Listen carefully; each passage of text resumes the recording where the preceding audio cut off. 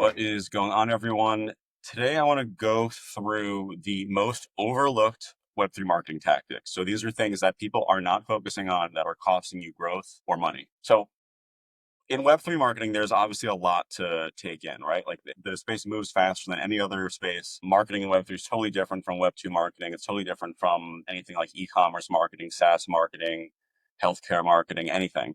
It's fully unique. So there's always a lot of challenges, I think, that people that have done marketing in other industries then face once they come into Web3. A lot of that is just overlooking things that work in Web3 that didn't work in other industries, or vice versa, fully thinking that Web3 is 100% different and that there's nothing from Web2 that applies to Web3. So I want to go through a combination of both those things and just go through a handful of things that I think more people need to be paying attention to. Let's go through number one, content strategy being ignored. Not even some, I would say most Web3 brands skip on the whole like long form content SEO play. And I think that's a huge mistake. Blogs, guides, middle funnel content, top of funnel content, anything that's like long form content can do really well. And the fact that so many companies don't focus on it makes it such a differentiating factor for companies to explore. So whether you're going to make long-form content for the sake of SEO, you're going to target certain keywords that are relevant to your audience, or just make long-form content for the sake of educating people, proving your legitimacy, things like that. There's a lot of kind of boxes that an effective content strategy can check that is not checked by almost anything else. Very few Web3 companies. I mean, we work with so many. We've worked with, at this point, almost 900, I believe, Web3 companies. And I would say less than half have even approached us with any idea of content strategy at any point in their life cycle, which is huge. It's so underutilized. Um, so that's something that I think more companies should be focusing on. A good content producer goes a really long way. It can be extremely cost effective versus other channels like paid advertising. Long form content sticks around a lot longer than short form content, things like a YouTube video. Sorry, I say a YouTube short, a Twitter or X post, LinkedIn post. All those things have a very short lifespan, whereas like a long form blog post or walkthrough guide or educational guide, that can be used, for years. So that's something I think people should invest in more.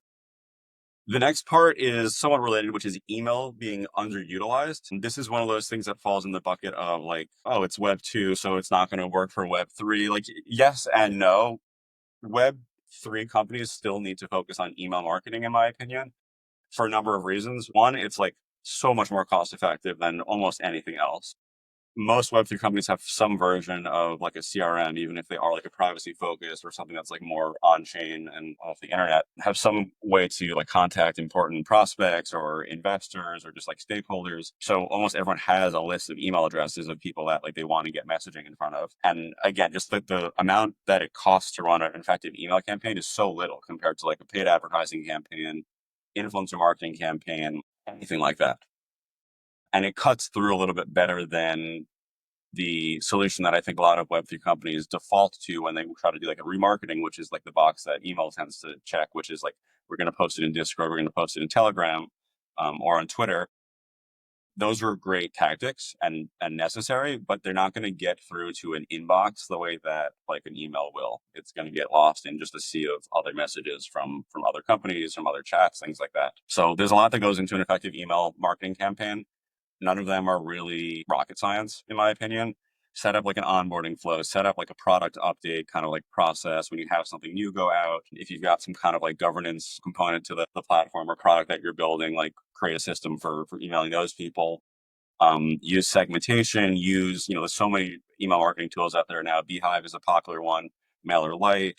Most CRMs have an integrated email marketing system.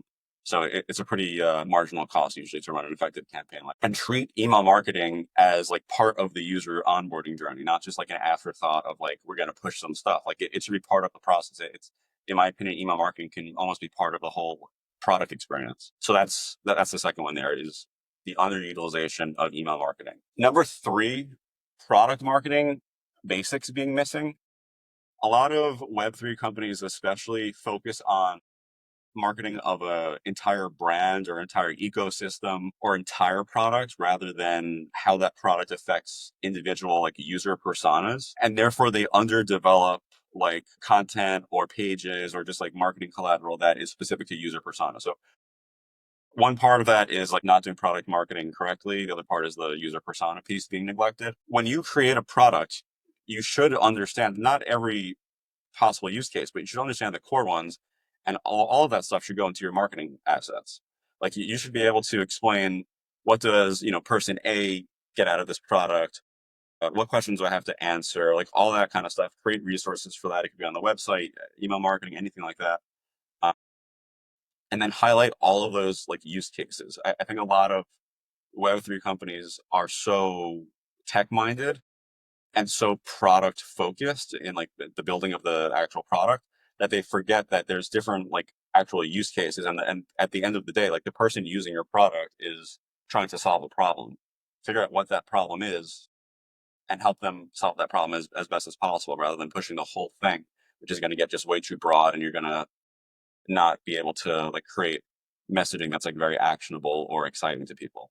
So that's kind of two in one: product marketing, not focusing on user personas and the actual like real world use cases. Number four on here would be ineffectively using communities. Like, and when I say communities, I'm mainly talking about Discord and Telegram, to a lesser extent Twitter or X. A lot of Web3 companies look at their communities as sort of like announcement boards where they're pushing out messaging, they're pushing out product updates. All that kind of stuff is important and a big reason why we set up those communities. But in and of itself, using a Telegram chat as an announcement board and just posting updates, it's not going to accomplish most of the goals that are possible to be accomplished with those communities. You need to have like it needs to be a two-way conversation. One side of communities don't accomplish goals of a community. That's really just like a new marketing channel. So not only pushing messaging, but like figure out what is your pull messaging strategy. Like how are we getting people to communicate more? How are we incentivizing users or community members to meaningfully contribute to the community?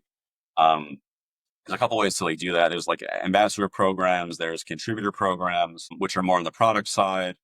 There are like more marketing focused ways of just like incentivizing user generated content. That's a good way to do it. You can create systems in your Discord. It's a little bit easier in Discord than Telegram, but in either one, you can create systems for like elevating and rewarding people either with like roles or something like that. There's a lot of really creative ways that we can discuss on more episodes of this, but make sure you have a strategy not only for pushing content and messaging to your community, but also getting people engaged. That's number four. Number five is analytics and attribution. Analytics and attribution has like always been, in my opinion, like kind of a sticking point for Web3 marketers. It's the kind of thing where there's no tool out there that like just fully comprehensively can pull in all the data that you need the way it can in Web2. Like in Web2, something like a free tool like Google Analytics can do most of the stuff that you need. And you tie that in with like your CRM and things like that, and you could probably get 90% of the data that you need to make effective marketing decisions. That doesn't exist in Web3 marketing. At least it never did. It does more now, which is like a really refreshing thing to be able to say as a Web3 marketer. None of the tools are perfect. Every week I'm looking at new like analytics and attribution tools for Web3 marketing. None of them are comprehensive yet, but there's a lot of companies that I think are on the right path. We've worked most of them in some way, shape, or form into like our workflow as an agency. So obviously, like beyond our ability to actually deliver results, we have to be able to communicate that like this is what we did, this is what it resulted in. So we've tried essentially all of them. Again, not 100% yet, but we're getting there. The reason I say it as like an overlooked tactic, which is a weird thing to say, like because analytics isn't a tactic, but an overlooked piece of marketing, Web3 marketing, is that especially kind of like the old guard of Web3 marketers, people that have been in it for a couple of years, they've almost given up in a way a lot of times on like doing proper analytics and attribution.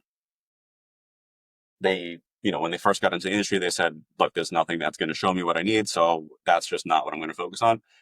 I encourage all those people to like relook at the tools on the market now, because it's more possible than ever to attribute marketing to actual like on-chain data, off-chain data, anything like Web3 companies need to be able to see. So that's number five, and that's a huge one, honestly. Number six, no localization strategy. Most of the Web3 world speaks English and is in like North America or Europe or just places where English is a commonly understood language. That said, there's now more than ever a huge part of the world that doesn't speak English or is outside of like the United States or Europe, where you should be focusing some resources to be able to like effectively serve and educate those people. So not doing like localized landing pages, not doing website pages in different languages, producing your white paper only in English, creating community content that's only in English. Those are like kind of whiffs nowadays. Not working with KOLs that are not only specific to a certain language or other, not like non-English KOLs, but like KOLs that have a good following in a specific area.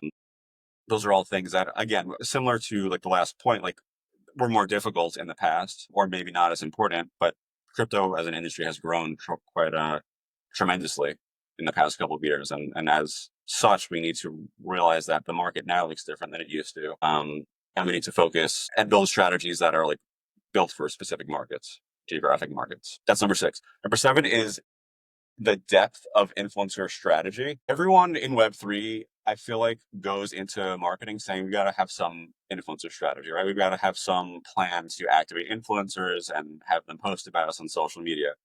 The depth of that strategy, though, is where people, I think, neglect things.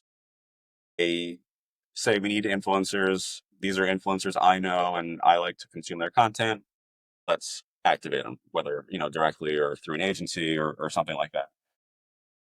There needs to be much higher level thinking regarding how we're activating the influencers. Who are we activating? Why are we activating? Is it just because they're accessible to us? Is it just because I, DM'd him and he responded to me?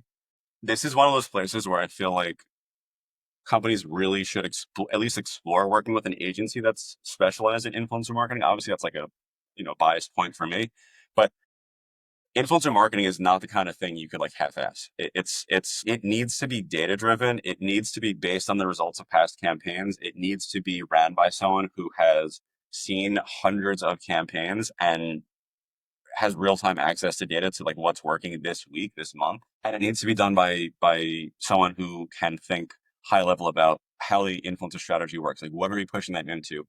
How does that play into like the whole user journey that we're trying to create? How does it play into the brand that we're trying to cultivate? Does it have the same kind of messaging and tone? Do these influencers have the same kind of audiences? These are things that people like kind of think about, I feel like, but don't feel like they have the tools or resources to like effectively do. And I think they really should, because you're leaving a lot of like money and growth on the table by not doing that. So that's number 7. Those are 7 things that I think a lot of Web3 marketers, unfortunately, are neglecting to really fully think through or action.